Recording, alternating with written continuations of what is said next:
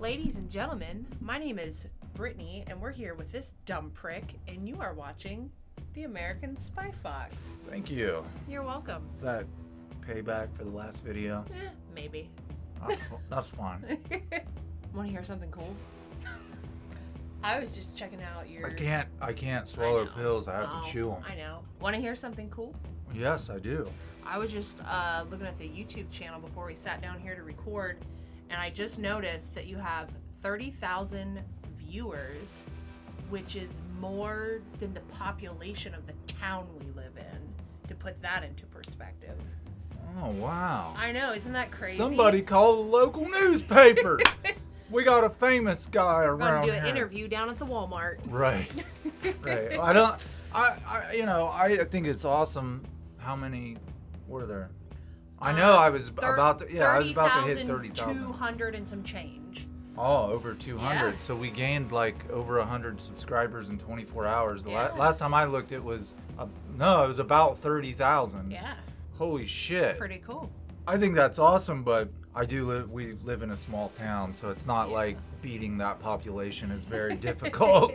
Thank you guys for subscribing to the channel. Yeah. We have over 30,000 viewers who are interested in the 90s grunge era. Today we're doing something a little different though, because, well, quite frankly, I've been dropping little seeds and videos over the last several months, and I've hinted that Marilyn Manson is kind of a creep. I've always thought he was kind of a creep. I've always thought it's just a matter of time before people figure out he's a creep. It's more than his on-stage persona.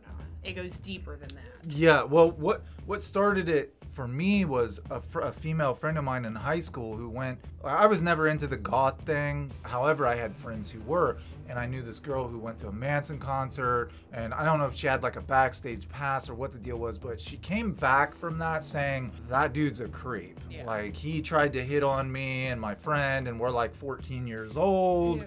And ever since then, I've just been like, what's up with this guy? The fact that she's good friends with Courtney Love. In our last video, before these women, because these women just came forward on February 1st. So the last video we recorded, we talked about Manson asking, didn't you? Courtney Love, yeah. Yeah, asking Courtney Love a perverted question. Do you remember the question? What was your best sexual experience? Right, like who would ask that? Right. And it was, I don't know. It was kind of like birds of a feather flock together. Yeah. Matter of fact, in Hank Harrison's book, Love Kills, he talks about, can't remember the name, somebody in Hollywood that taught Courtney how to tease men, how to manipulate men. At one point, she was really training to be a dominatrix. And what is it? SN? I don't know what it's dominatrix, called. Yeah. Anyway, let's just get on with the video, let you know what we're talking about, and you can judge for yourself. For long-term viewers of the American SpyFox channel, you've probably noticed that I've dropped little seeds here and there over the last several months about Marilyn Manson and Courtney Love's relationship with Marilyn Manson. I knew it was only a matter of time before, in this social environment that we're in, I knew it was just a matter of time before Manson hit the hot seat. I had a female friend in high school who had her own personal experience going to a Marilyn Manson show, getting a backstage pass, being hit on as a 14-year-old girl by Manson himself and Twiggy Ramirez. I knew how they treated their young female fans. Absolutely. A lot of people did. And I knew it was just a matter of time before some woman was going to get sick and tired of keeping her mouth shut and talk about the dude. Right, absolutely. Why did I keep tabs on Manson? I wasn't a Manson fan. I never got into the goth thing. I had some friends who did. I will admit that Antichrist Superstar had some great songs, some really iconic guitar riffs. I mean, I think The Beautiful People is probably one of the most awesome metal guitar riffs of all time, the most recognizable for sure. I was never a great fan of Manson, but I kept my eye on him because he's friends with Billy Corgan and Courtney Love. And as you saw, there's this great clip of Billy Corgan saying, I try not to become this alter ego that I've created, unlike my friend Marilyn Manson, Brian Warner, who became Marilyn Manson. Well, what are the central themes of Marilyn Manson's work and art, of his art and music? He's got rape, torture, sodomy, control. Right. Just All the things he's being Yeah. accused of are in his art. He put himself in his art. The question is, was he always like that? Or did he become that? Right. Did he just blur the line between who I am on stage and Right. what I am in my personal life? Another thing Billy talks about with Joe Rogan is facing the fact that, for lack of a better word, let's say a washed up musician. Billy talks about playing in arenas and then, 20 years later, you're playing in a small theater. And he talks about how facing the fact that you're not as popular as you once was. Right. You understand? And when I read these women's allegations and they talk about what he did to them, it makes me think of a person who has very low self-esteem and is trying to justify this ego that he has produced in his head, trying to get a high. Keep feeding it. Keep Right. feeding it. As is the case with so many other weirdos in Hollywood, the Me Too movement is coming for Marilyn Manson. It's funny that you put it like that because the LA Sheriff's Department was sent out to his house. One of his friends, we don't know who, sent them on a wellness check. Manson stopped responding to friends and family, and they were worried about him. He wouldn't even come out of his house. He's that terrified. Yeah, I'm sure he thought they were there to arrest him. Well, as far as we know, there are no formal charges pending, but if what these women are saying can be proven, I foresee at least 2 counts of rape and possibly 1 count of federal sex trafficking in Marilyn Manson's future. What are we talking about? How do we know this? Well, that's what we're here for. We're going to go over all these women's allegations, the years they happened, what they're saying happened to them. We're here to give you the details. We understand that this is a sensitive topic, an adult subject matter. So if there are children in the room, we're going to give you a chance now to shut this off and come back and revisit this later. So it all starts with Rachel Wood back in 2018. She testifies before Congress regarding sexual assault victims' rights. She gave a detailed account of horrific abuse, and at the time, everybody was thinking that it was Marilyn Manson, but she never outright said that's who it was. I believe what Rachel and her peers were trying to do was convince Congress, hey, this is a real thing. People who've been sexually assaulted go through night terrors, PTSD, anxiety. One of the victims describes having her first ever panic attack after she started dating Manson. Had never had a panic attack before, starts dating this maniac. All of a sudden she's dealing with anxiety. It was a matter of opening up this subcommittee's eyes to the long-lasting effects of sexual abuse. We're here today to talk about the more serious allegations. There are some more petty allegations like I was verbally berated, stuff like that. Normal couples argue and verbally berate each other. It happens. Is it acceptable?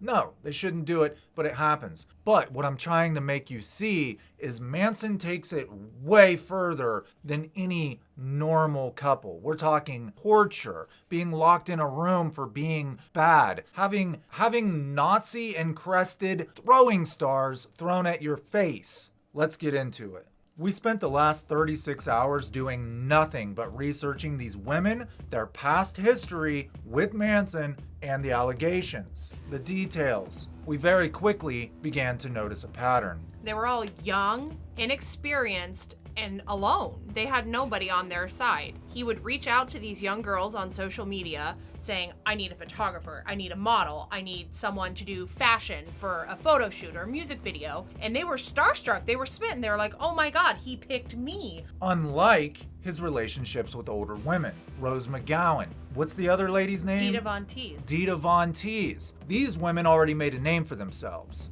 They were mature, they had their own career, they had their own connections. They didn't need Manson for their livelihood or for their career. But these young fans of his, well, he was the only connection that they had. So we start to see a pattern emerge where he treats some women with complete and total respect, and others he controls and manipulates. And that is the sign of a true narcissist, a true sociopath, someone taking advantage where they can. Choosing weak prey. For example, the artist Gabriella. She dated Marilyn back in 2015 at the age of 22 years old. She describes being deprived of sleep and force-fed drugs. Yeah, Manson, all these women who have come forth with allegations, there's one common denominator. They all say that he loves cocaine and he loves absinthe. So this is a guy who can't sleep because he's on a cocaine binge and he's having hallucinations. She describes one incident where they were in a hotel room together. He had tied her up, raped her, and left her on the floor crying. And when she looked up at him, he was smiling and said, "That's how I know you love me." This is a form of psychological abuse. You're making your victim feel like this is how you're supposed to feel. Trying to make it feel normal. Right. He's trying to normalize this abusive behavior and make it seem acceptable, and that's how you're supposed to feel after a sexual encounter with your partner. Right, this traumatic event that she'll remember for the rest of her life, and he's saying, "Oh, that's how I know you love me, because you're crying after we had sex." What kind of disturbing ass mind does this dude have? And in case you're wondering, Manson did release a statement. Let's go ahead and read the statement. Obviously, my art and life have long been magnets for controversy, but these recent claims about me are horrible distortions of reality. My intimate relationships have always been entirely consensual with like-minded partners, regardless of how and why others are now choosing to misrepresent the past. That is the truth. Manson proves our point for us. He says it was with like-minded people. He did these things to these women and tried to make it seem normal. They all described this abuse as something they clearly let Manson know they did not like, but he just continued to treat it as though it was normal behavior. Right. And he says, well, no, I wasn't abusing them. They were like-minded people. They were into it. When obviously they were not into it. As you can see, ladies and gentlemen, Corey Feldman has now come out saying decades long mental and emotional abuse.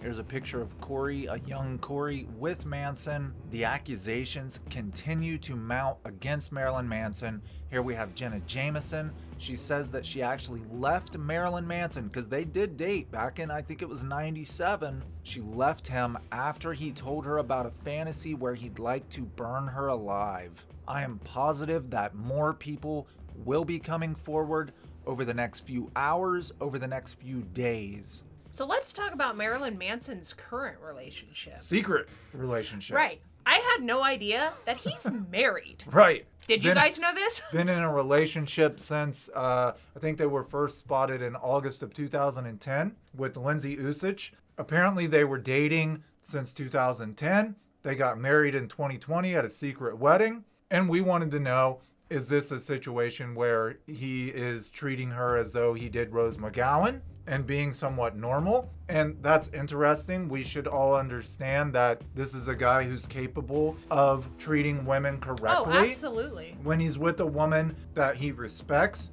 he's fine. Right. According to Rose McGowan and Dita Von Teese, when he's with someone he sees as below him, he's a son of a bitch. Right. We wanted to know, what's his current relationship like? Brittany found something very interesting. So I'm sure you guys have heard of the band OTEP. We're big fans personally. And the lead singer, Otep Shamaya, actually had a really interesting story. Her ex-girlfriend is friends with Manson's current wife, Lindsay. Yeah. Right.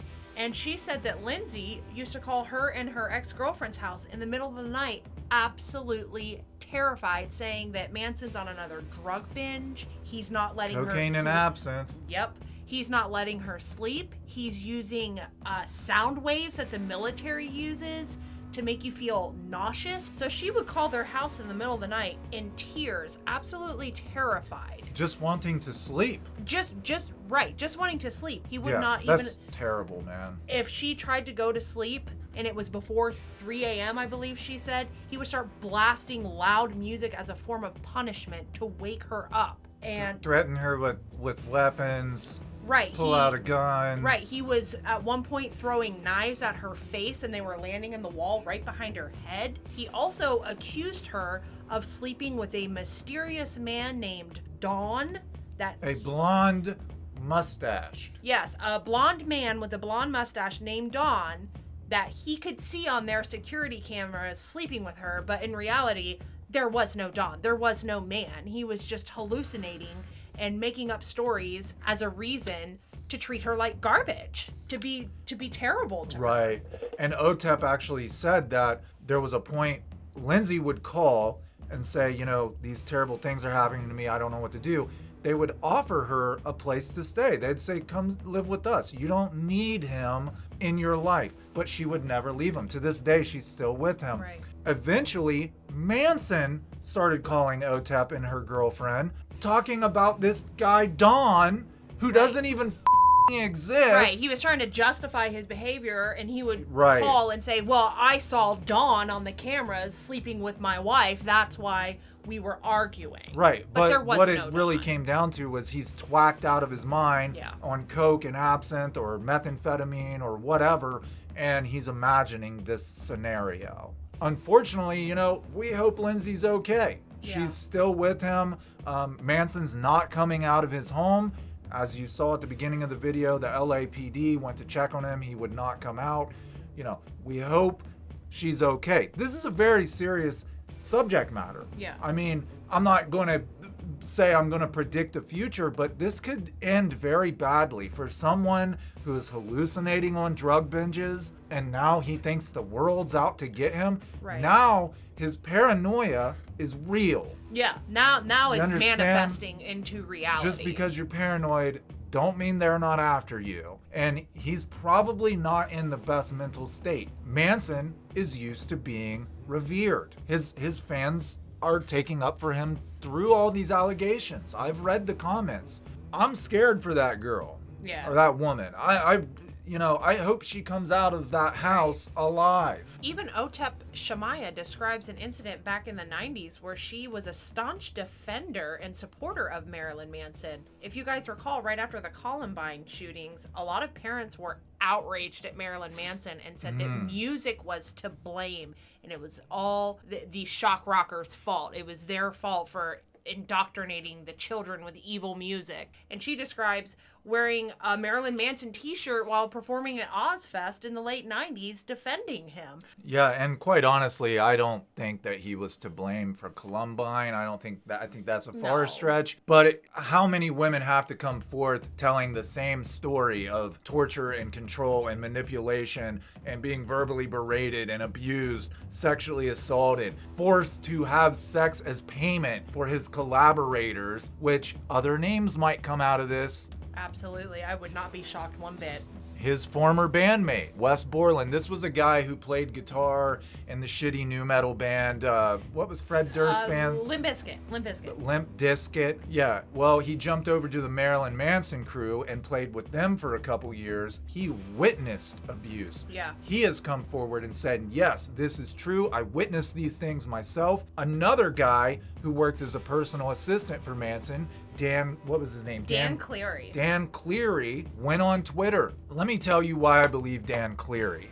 Dan Cleary came out September of last year. So we have Rachel Wood in 2018 talking to Congress, but not mentioning Manson's name. In September of 2020, Dan Cleary's on Twitter. He says, yes, Rachel Wood is telling you the truth. She is talking about Manson. He worked for Manson as a personal assistant. He noted how Rachel's personality changed from when he first met her to when he quit. Later, he ends up working for Manson again. He witnesses even more abuse towards other women. And they all have a common thing. They were either fans of Manson or they had absolutely no connection to anybody else with that kind of power in Hollywood. Right. Dan even describes witnessing abuse towards his current wife, Lindsay, about how... Oh, really? I didn't know that. He says he witnessed Marilyn telling her, you would be homeless and you would be nothing without me. And he even made fun of her family member with a learning disability, which is just the lowest of the low that I can really think of. Wow. This is why I believe these women. There are other people who've come forward who witnessed it that have said, yes, they're telling the truth. Talk about Love Bailey. Love Bailey is a transgender visual film artist in Los Angeles who Manson hired to, what was it? She was gonna do costumes for a photo shoot. Costumes.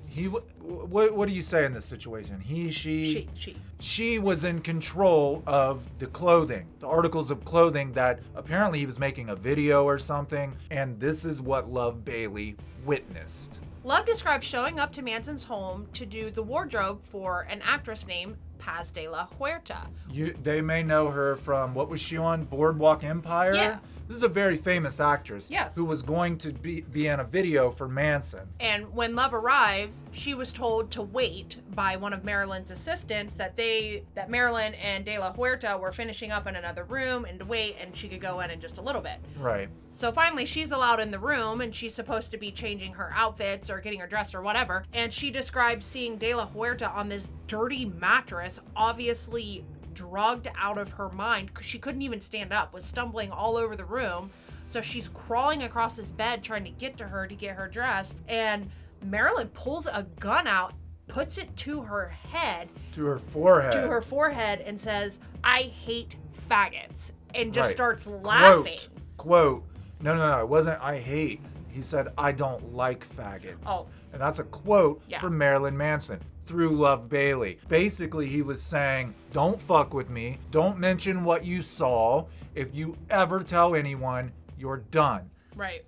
This also brings me back to a point that I wanted to make about Dan Cleary and why I believe Dan Cleary. When you work for a celebrity as a personal assistant, doesn't matter. They have this thing, what do they call it? The code. The code. You do not spill the beans on that celebrity. You don't tell anybody anything about the celebrity's personal life. If you do, you're breaking the code, you're shunned, and no other celebrity will ever hire you to do shit. Right. You are finished. Dan Cleary had everything to lose by coming forward and talking about what Manson was doing to these women. He had everything to lose and nothing to gain. Right. Do you think any other celebrity's going to hire Dan Cleary now that he Nope. spilled the beans on Manson? No. Not at all. So, this is why I fucking love Dan Cleary. If only Courtney Love had people around her who had more balls, who would come forward and say, you know what, fuck being a servant to these celebrities, I'm gonna tell what really happened. Right. If only. And Dan also describes an incident where his mother passed away while he was on tour with Manson, and they paid for him to fly out to go to the funeral in the middle of a tour and paid for a week's stay at a hotel, and he almost felt like Manson held that over his head, like, Yeah. I took care of you, now you take care of me. Why aren't you taking care of me? Right. Why aren't you on my side? Yeah, totally get it. We have yet another case. Ashley Morgan. She was amateur model in Thailand. Manson plucked her out of nowhere, out of obscurity. Now, she was advancing in her modeling career in other countries, but in case you don't know, if you're an American like me and you weren't aware of this, America's the place to be. Hollywood's the place to be. That is the final step. It's the final rung on the ladder. So you can be successful in Europe or Asia or wherever, but your true success, the peak of your success, is going to land you in Hollywood. She had not yet made it there. Manson, what does he do to her? Is this another online finds venture? her on he Instagram. finds her on fucking Instagram, flies her out to LA. She's staying at the Roosevelt Hotel. Pretty soon, she's living in Manson's house. What happens to her? Verbally berated, abused, threatened, sleep deprivation. He would actually lock her outside in the middle of the night with no clothes on. no clothes as a on. form of punishment for trying to sleep. Right. Again. If she wouldn't do the uppers with him, the Right. cocaine or the meth or whatever, and she wanted to sleep, he would put her outside with no clothes on. That was his form of punishment. What kind of fucking asshole does shit like this? It's just, you humiliate someone until they're just nothing. Yeah. It's horrible. It is completely obvious that Manson has a hardcore drug problem, that he's hallucinating from the drugs, he's making up stories in his head. I'm not trying to make excuses for him, but it's obvious he has a problem and he's going to end up seriously hurting someone. Well, he already has. Well, yeah. He already has physically and mentally, but he's going to probably end up killing someone or himself if he doesn't slow his roll and get some fucking help. Yeah. He needs to sit in jail for a while and sober up and think about the shit he's done, in my opinion. Absolutely. keep in mind, all these women just came out with these allegations a few days ago on the 1st on Instagram. So the last one... I think Instagram and Twitter. Yes, that's right. So the last person we're going to talk about is Sarah McNeely, who is, I believe, a model currently Another model. Yeah, currently living in Detroit, Who was struggling. Although I think she did get put on the cover of Russia's Vogue. Yeah, she had been on some magazines in France. She had some success. Yeah. She described something that was really disturbing as a form of emotional punishment. I don't know what else to call it. He would lock her in a room next to him and force her to listen to him have sex with other women. Yeah. And that just breaks my heart. That was punishment for whenever he decided that she was being bad. Right. He would get a groupie or a prostitute or whoever to come over, lock her in the room, and then have sex with the girl.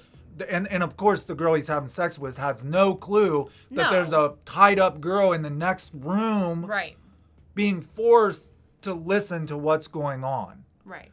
Like, who does shit like this? Right. And she also describes numerous times that he would shove her up against the wall and threaten her with a baseball bat if she told anybody. And if you don't know, Manson is a huge fan of collecting World War II memorabilia, Nazi memorabilia. Now, this is not an uncommon thing. Lemmy from Motorhead collected Nazi memorabilia. But Lemmy wasn't a Nazi. Lemmy was just interested in history, the historical aspect of it. Manson did it because... he's a Nazi sympathizer. Yeah, I think that it gives him power. It makes him feel...